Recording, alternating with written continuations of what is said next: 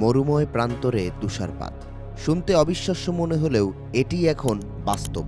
তপ্ত বলিরেখায় এখন শোভা পাচ্ছে শ্বেতশুভ্র তুষার। গালফ নিউজের প্রতিবেদন বলছে, চলতি মৌসুমে তৃতীয়বারের মতো তীব্র শৈত্যপ্রবাহের কবলে পড়েছে সৌদি আরব। দেশটির আবহাওয়া কেন্দ্রের তথ্য বলছে, রাজধানী রিয়াদ, কাসিম ও আল জৌফ সহ বেশ কিছু অঞ্চলে তাপমাত্রা এখন 0 ডিগ্রি সেলসিয়াসের নিচে। তাই বিরল তুষারপাতের সাক্ষী হয়েছে আরববাসী।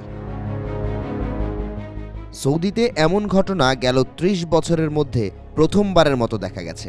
দেশটির উত্তরাঞ্চলের বেশ কিছু অঞ্চলে এখনও অব্যাহত রয়েছে তুষারপাত। ফলে বরফে আচ্ছাদিত মরুভূমির মধ্যে হেঁটে বেড়াচ্ছে উট।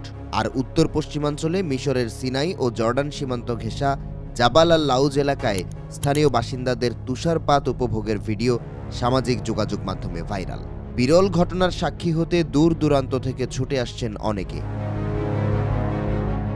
সৌদি আরবের জাতীয় আবহাওয়া কেন্দ্রের মুখপাত্র হুসেইন আল কাহতানি জানান, উত্তর ও মধ্যাঞ্চলে হানা দেয়া শীতল বাতাস ও বৃষ্টিবাহী মেঘের মিথস্ক্রিয়ার কারণেই আবহাওয়া এমন চরম রূপ ধারণ করেছে।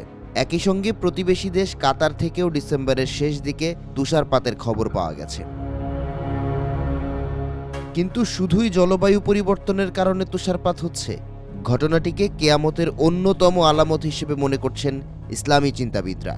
হাদিসে ছোট আলামতগুলোর মধ্যে আরবের মরুভূমি সম্পর্কে রয়েছে বিশদ বর্ণনা।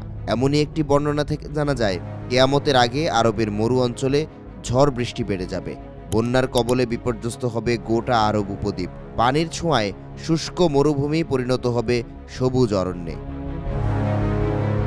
তুষারপাতের ফলে বরফ গলে মরুভূমির বুকে তৈরি হচ্ছে ছোট ছোট জলাধার, পাশাপাশি সবুজ অরণ্যে পরিণত হয়েছে মরুভূমি। নাসার স্যাটেলাইট ইমেজেও দেখা গেছে, আরবের মরুভূমি এখন আগের চেয়ে অনেক বেশি সবুজ হয়ে উঠেছে।